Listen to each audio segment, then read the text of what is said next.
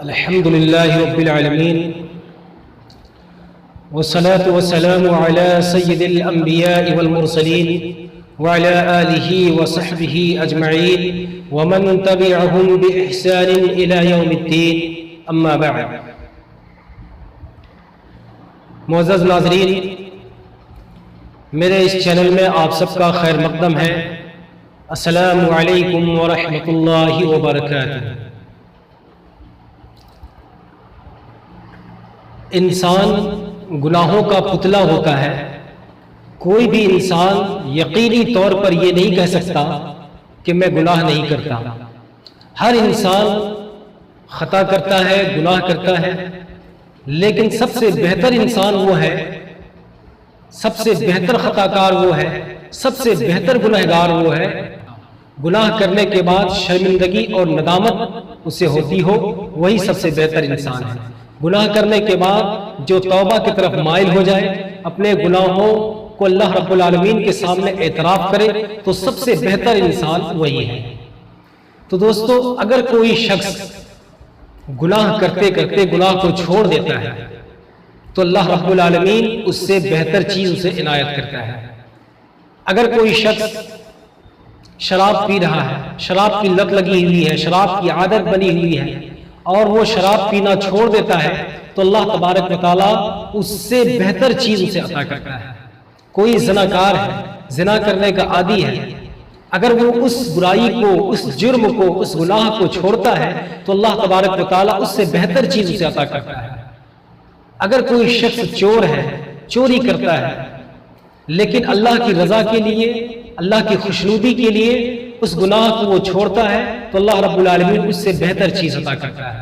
یہ اللہ رب العالمین کا اصول ہے، من ترک للہ شیئا عوضہ اللہ خیرا منہ، کہ جو شخص اللہ کی رضا کے لیے، اللہ کی خوشنودی کے لیے، اللہ کے ڈر سے، اللہ کے خوف سے کسی بھی گناہ کو ترک کر دیتا ہے، کسی بھی گناہ کو چھوڑ دیتا ہے تو اللہ تبارک و تعالیٰ اس سے بہتر چیز اسے عطا کرتا ہے۔ تو دوستو، آئیے میں آپ کو ایک مثال کے ذریعے سے سمجھاتا ہوں کہ اللہ رب العالمین گناہوں کو ترک کرنے والا، گناہوں کو چھوڑنے والے کو کس طرح سے انعامات سے نوازتا ہے اور کیسے بہتر چیز اسے دے دیتا ہے۔ آئیے میں آپ حضرات کے سامنے ایک مثال پیش کرتا ہوں۔ ایک شیخ تھے، ایک شخص جو عالم، زاہد، عابد، بہت ہی بڑے عالم تھے۔ وہ دمشق کی ایک بڑی مسجد جامع التوبہ میں 70 سال سے امامت و خطابت کے فرائض انجام دے رہے تھے۔ ان کا اخلاق بہتر تھا، ان کی زندگی میں سادگی تھی، فقر سے وہ زندگی گزارتے تھے۔ وہ اپنے بچپن کا واقعہ لکھتے ہیں کہ ایک دفعہ مجھے بھوک نے بہت زیادہ ستایا، 3 دن سے میں نے نہیں کھایا تھا، کیونکہ میرے پاس کھانے کے لیے روٹی نہیں تھی، کھانے کے لیے کھانا میرے پاس موجود نہیں تھا، اس لیے میں 3 دنوں تک بھوک کی شدت برداشت کرتا رہا۔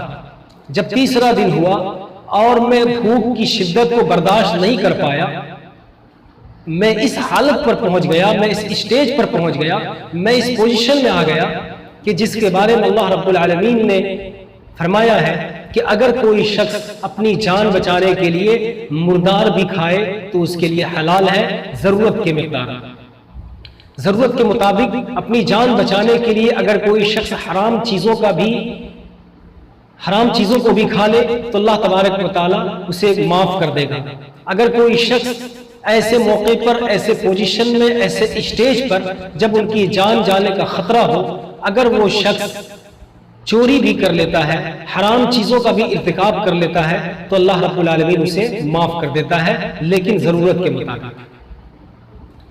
تو اس نے کہا کہ میں اس پوزیشن پہ آ گیا، میں نے سوچا کہ اب میں کیا کروں، بھوک تو بڑی زوروں سے لگی ہوئی ہے، میں بہت پریشان ہو رہا ہوں، اب میں کروں تو کیا کروں۔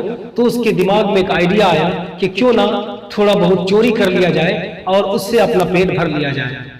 وہ کہتے ہیں کہ میں مسجد کے چھت پہ چڑھا، مسجد کے چھت پہ چڑھا تو ادھر ادھر دیکھنے لگا، اور گھروں کی چھتیں مسجد کی چھت سے متصل تھی، کوئی بھی شخص آسانی سے آ سکتا تھا، جا سکتا تھا۔ جب میں مسجد کی چھت پہ چڑھا تو کیا دیکھتا ہوں کہ ایک گھر میں چند عورتیں بیٹھی ہوئی ہیں، فوراً میرے دماغ میں یہ باتیں آئی۔ قل للمؤمنین یغضوا من ابصارہم، سورہ نور آیت نمبر 30، کہ نبی آپ مومنوں سے کہہ دیجئے کہ وہ اپنی نگاہوں کو نیچی رکھیں، اپنی نگاہیں نیچی رکھیں۔ یہ آیت میرے ذہن میں گردش کرنے لگی۔ میں اس گھر میں نہیں گیا کیونکہ وہاں پہ عورتیں موجود تھیں۔ بہرحال پھر جب میں نے دوسری چھت کی طرف دیکھا تو وہاں پہ میں نے دیکھا کہ ایک گھر ہے جو خالی ہے، اور وہاں چولہے پہ ایک ہنڈیا جو ہے چڑھی ہوئی ہے، کھانا پک رہا ہے۔ چولہے پہ جو ہے کھانا بنانے کے لیے ہنڈیا جو ہے چڑھائے ہوئے ہیں، کھانا پک رہا ہے اس گھر میں۔ میں فوراً جو ہے مسجد کی چھت سے اترا، اس کے گھر کو گیا، میں اس ہنڈیا کی ڈھکن کو اٹھایا اور وہاں پہ دیکھا کہ بیگن جو ہے بھنا ہوا رکھا ہوا ہے، بیگن جو ہے بھنا ہوا رکھا ہوا ہے۔ تو میں نے اس بیگن کو اٹھایا، جیسے ہی اپنے منہ میں ڈالا، اسے ٹکڑا کیا، فوراً میرے ذہن میں یہ بات آ گئی کہ میں ایک طالب علم ہوں، میں پڑھنے والا ہوں، حدیث پڑھتا ہوں، قرآن پڑھتا ہوں، مسجد میں رہتا ہوں، اور میں یہ چوری کروں، یہ بڑی جو ہے خراب بات ہے، یہ گندی بات ہے، اور یہ کام اچھا نہیں ہے، یہ تو حرام کام ہے۔ تو اس نے اس بیگن کو اسی ہنڈیے کے اندر چھوڑ دیا اور واپس آ گیا۔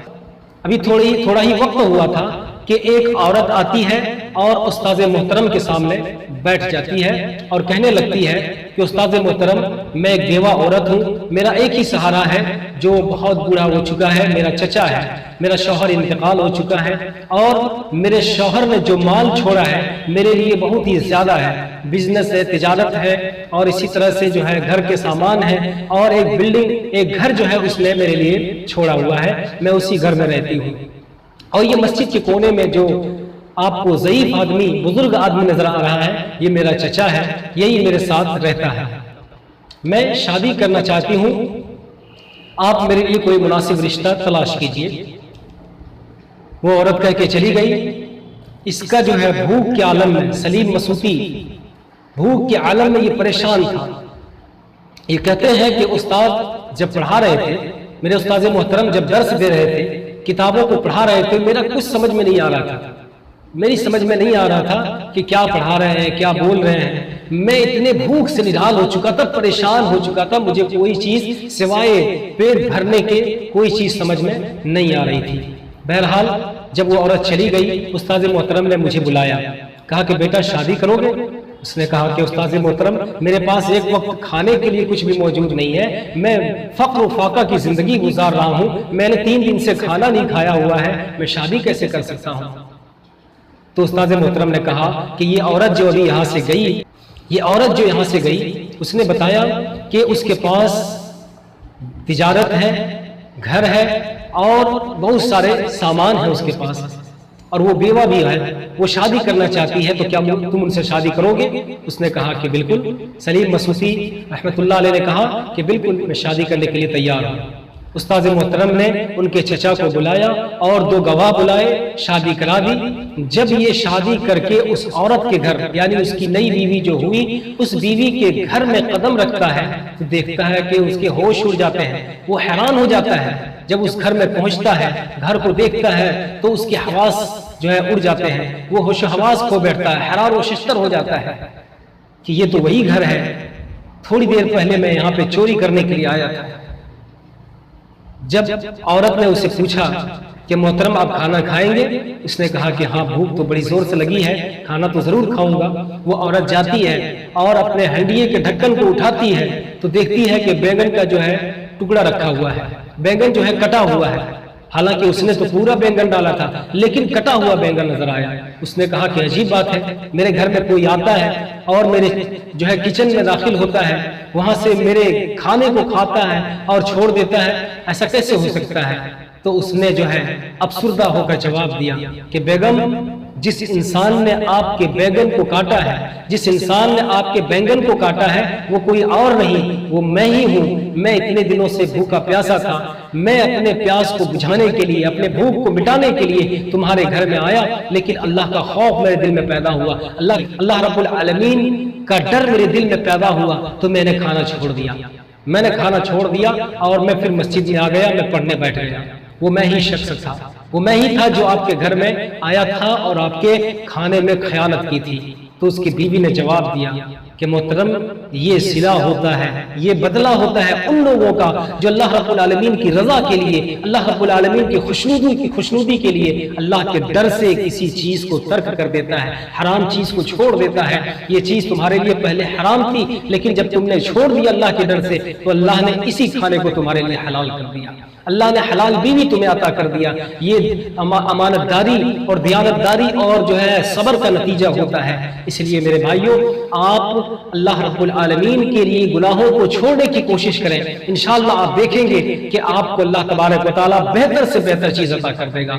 آپ چھوڑ کے تو دیکھیں، اللہ کے لیے آپ کسی حرام چیز کو چھوڑ کر کے دیکھیں، آپ کنگال نہیں ہوں گے، آپ پریشان نہیں ہوں گے، اللہ آپ کو اس سے بہتر چیز عطا کرے گی۔ اللہ رب العالمین کے لیے چھوڑ دیجئے ناجائز کاموں کو، حرام کاموں کو، شریعت نے جسے ہمارے لیے جائز قرار نہیں دیا ہے، شریعت نے جسے ہمارے لیے منع کیا ہے، ہمارے نبی جناب محمد رسول اللہ صلی اللہ علیہ وسلم نے جس کام سے روکا ہے، ان تمام کاموں کو جو شریعت کے خلاف ہیں ہم چھوڑ دیں۔ انشاءاللہ اللہ تبارک و تعالی ہمیں بہتر زندگی بھی دے گا اور بہتر آخرت بھی دے گا۔ اللہ رب العالمین سے دعا کریں کہ اللہ تعالی ہم سب کو شریعت کا پابند بنائے۔